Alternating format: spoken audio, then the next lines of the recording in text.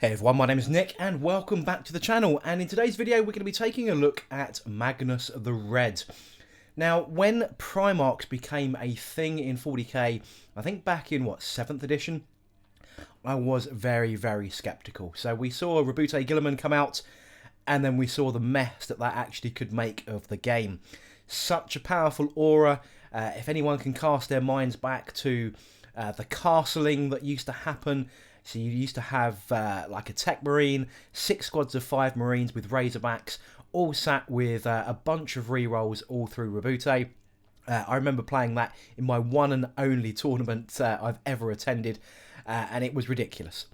And then we saw things with assassins, and you could only hit a particular assassin on a 6, so you put them at the front, and then you had all the rerolls, and then you had Saint Celestine come in, and it all got a bit much.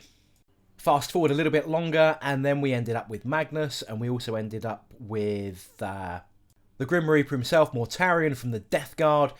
And again, it all started to go a bit silly, didn't it? If anyone remembers some of the craziness and the combinations that could happen due to keyword integration. You used to find armies with both Magnus and Mortarion in, and it all just went a bit skewed for me. And I think that gave Primarchs a bit of a bad reputation. Now, there's been lots and lots of rebalancing through points and new codexes that have come out, and they're probably not as bad as they were. And certainly in 9th edition, the change to the keyword of core really has spun this on its head. But equally, we don't see Magnus as much anymore. If you look on any competitive lists or even most friendly games from what I'm seeing on the internet, Magnus does not make much of an appearance. So in this video, we're going to go a little bit in depth, take a look at Magnus in his new incarnation in the new codex, and see why we're not seeing him as much anymore. So let's get straight into it.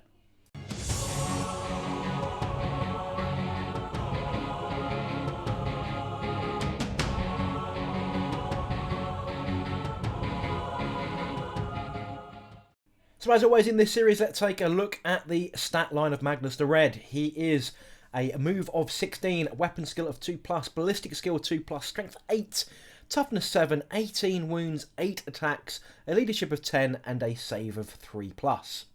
As he has over 10 wounds though, he does have a degrading profile, so between 10 wounds and 18 wounds he is on this profile. 6 to 9 wounds remaining though, he drops to a 14-inch move and 7 attacks. And then when he's completely down to his last dying breaths, 1 to 5 wounds, he has a move of 12 and just 6 attacks remaining. The important thing here to note though, unlike many other units, his weapon skill or ballistic skill does not get modified. He will always hit on that 2+, no matter what his stat line looks like. For such a beefy stat line, he does come in at a power level of 23 or 450 points, and is a Lord of War selection for your 1000 Suns. He comes equipped with the Blade of Magnus, that is his only official weapon, and you can only include Magnus the Red for obvious reasons once in your army. The Blade of Magnus is a melee weapon. It's a strength of ×2, which takes you up to a strength of 16 when in melee, an AP of -4, and a flat 3 damage. Each time after the bearer has fought though, you can select an enemy model that lost wounds as a result of being attacked by this weapon, but not destroyed, and then that unit takes an additional D3 mortal wounds. So in melee alone, this guy can put out 27 damage just in that melee phase alone. As befitting a Demon Primarch, of course, he comes with just about every ability under the sun. So we start with Kabbalistic Rituals, a Demon Primarch, Primarch of the 1000 Suns, Lord of the Planet of the Sorcerers, Crown of the Crimson King, Gaze of Magnus, and Unearthly Power. So let's take a look at each of those. First up then is Kabbalistic Rituals, which you'll find on page 71 of your codex, and I have done an in-depth video on this.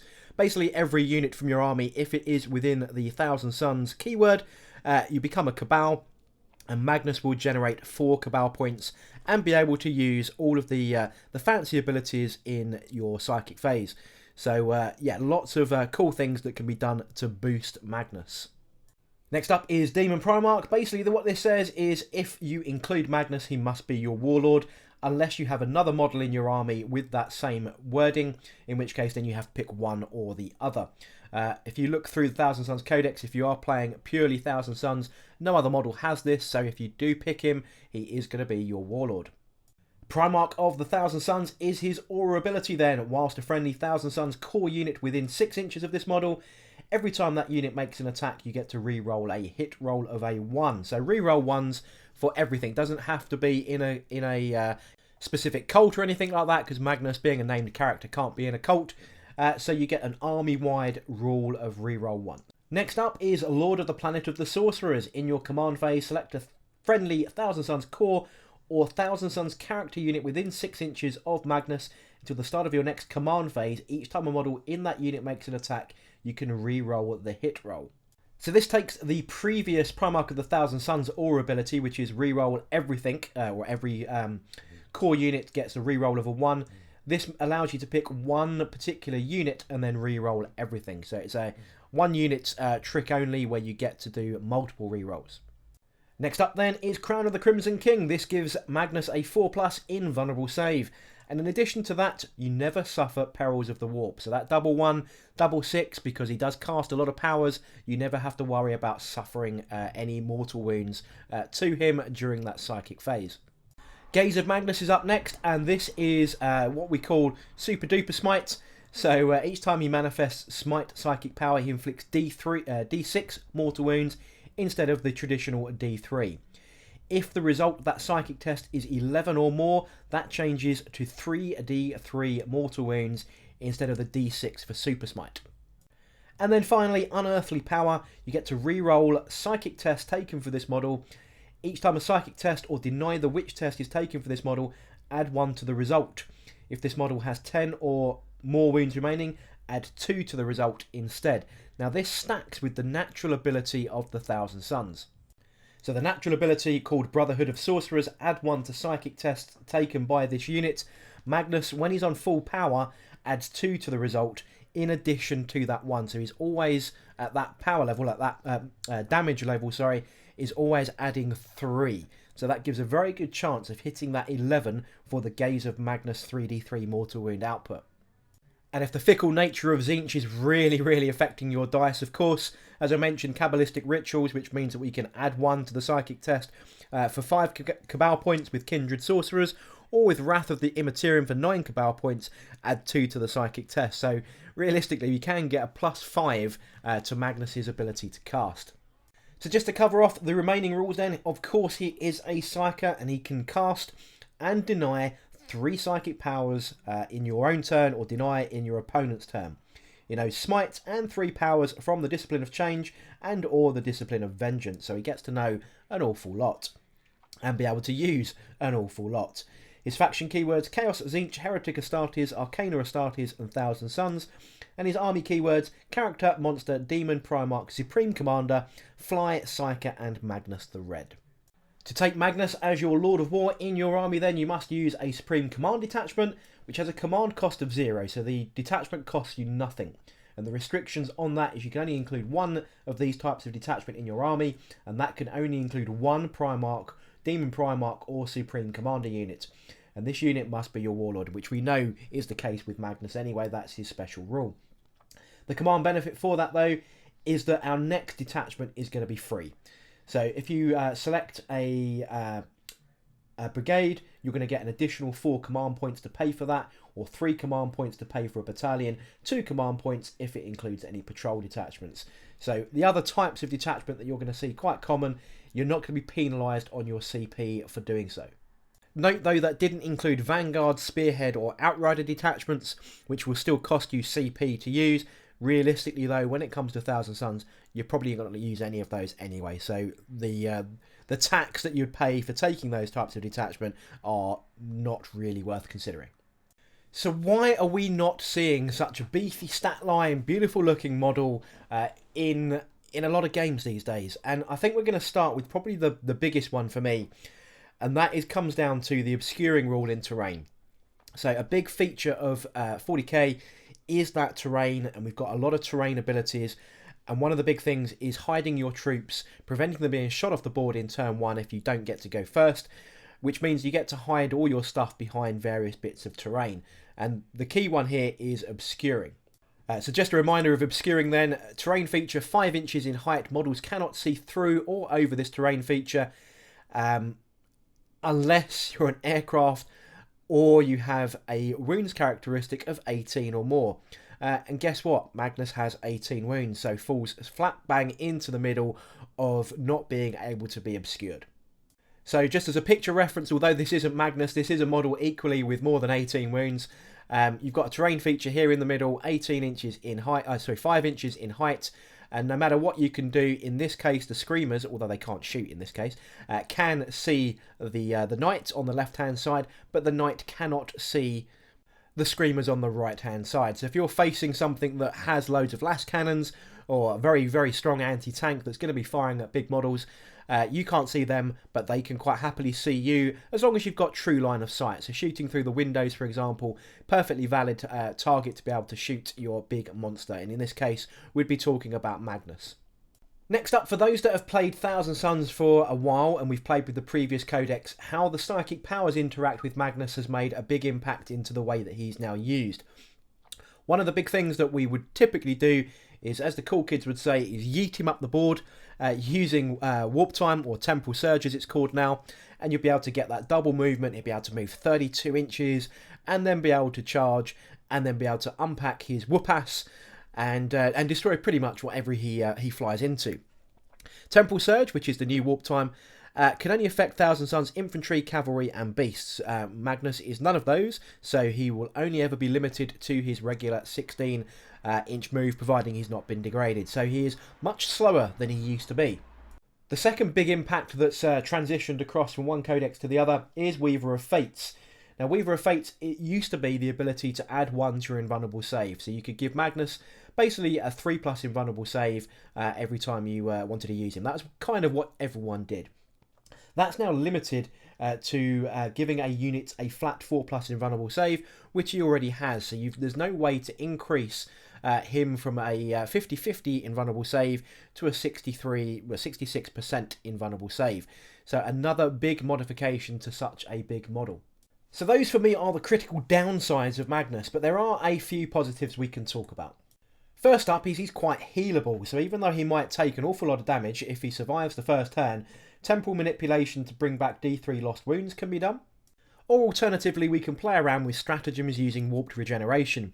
Use this stratagem in your psychic phase after making a psychic power with a Thousand Suns unit from your army with an unmodified psychic test of 9 or more. Now, we've played around with ideas of how you can get that using the smite ability so that your next power is automatically a 9 or more, because it is unmodified. So even though Magnus has a bare minimum +2 all the time and starts with +3, that won't affect this particular ability.